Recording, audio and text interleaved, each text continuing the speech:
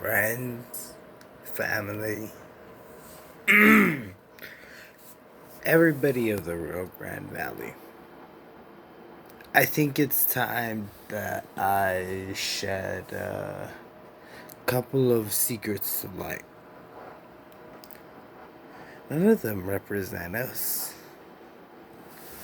I messaged the Democratic Party of the Rio Grande Valley,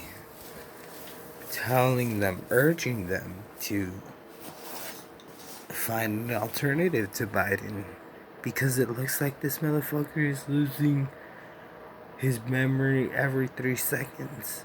And do you want to know what they said to me?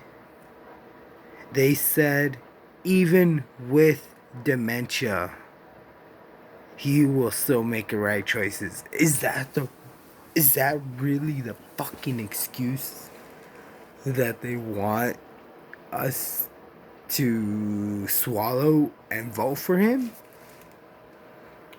Oh my god.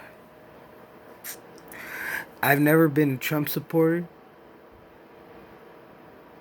I've always voted Democrat. But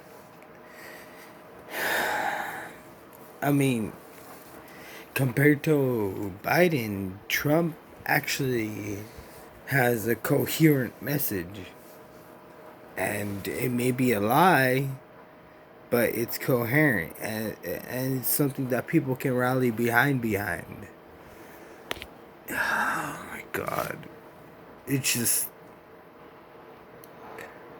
because of this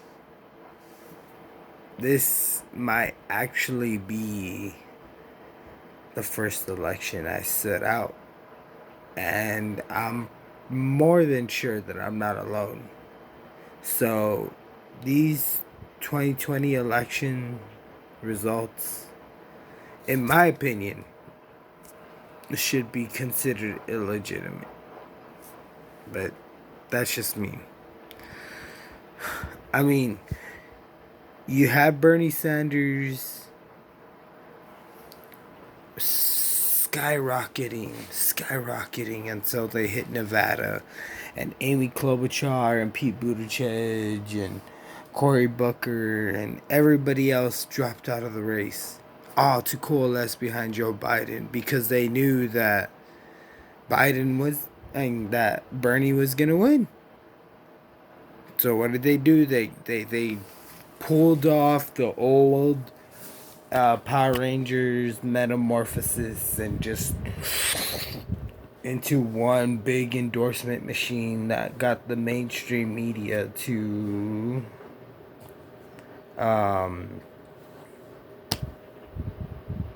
dismantle Bernie, break him down until the point where he felt like he can no longer win the fight. And the point of this video is we need to carry it on. Bernie was like a grandfather or a father to us. He cared for us when nobody else did.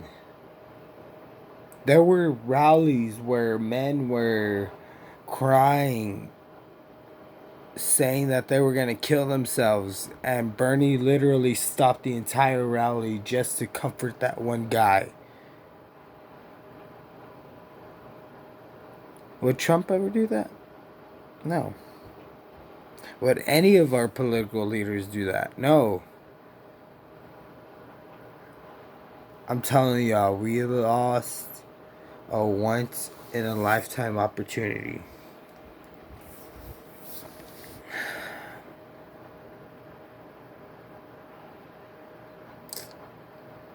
It makes me fucking depressed, man. We actually had a chance for change.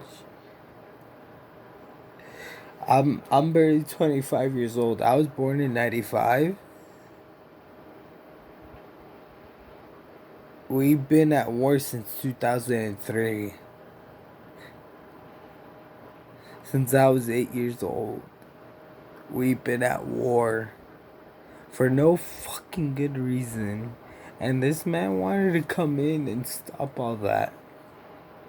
But no, the military industrial complex had to put its foot in. The establishment had to put its foot in. Because we're just the serfs. You know, they say that the serfs make up about 80 to 90% of the population, so I'm not condoning any violence or anything, but maybe some peaceful protest. Obviously, being safe, you know, masks and everything, but just because this coronavirus has kept us locked in doesn't mean that we can't make a difference. Whether it's through videos like mine, whether you're willing to go out there and protest at polling stations, this 2020 election cannot be legitimate. They rushed everything.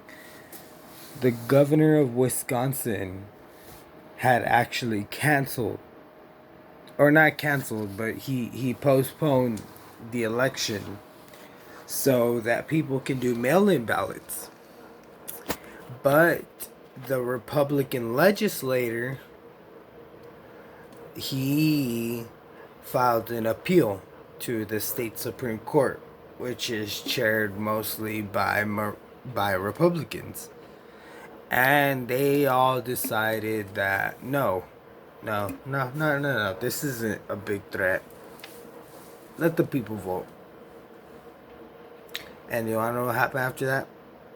More than 40 fucking people got sick from the coronavirus. In another press conference that Trump gave, he pretty much said the quiet part out loud. He said that if mail-in ballots were a thing, then no other Republican would ever be elected. And that's due to voter suppression. I mean, why do you think felons can't get their right to vote after they get out of jail? They're U.S. citizens just as much as you and me.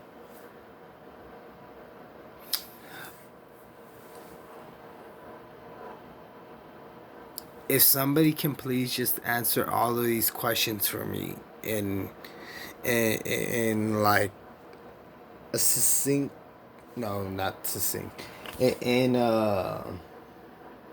I can't even think of the word right now, but if you can explain this shit to me and explain how it's justifiable, I will do whatever it is that's not disgusting. Like I said, take care of each other, please. And don't believe all of that information, the misinformation out there. We have a deranged president that's pushing anti-malaria drugs. Let that sink in.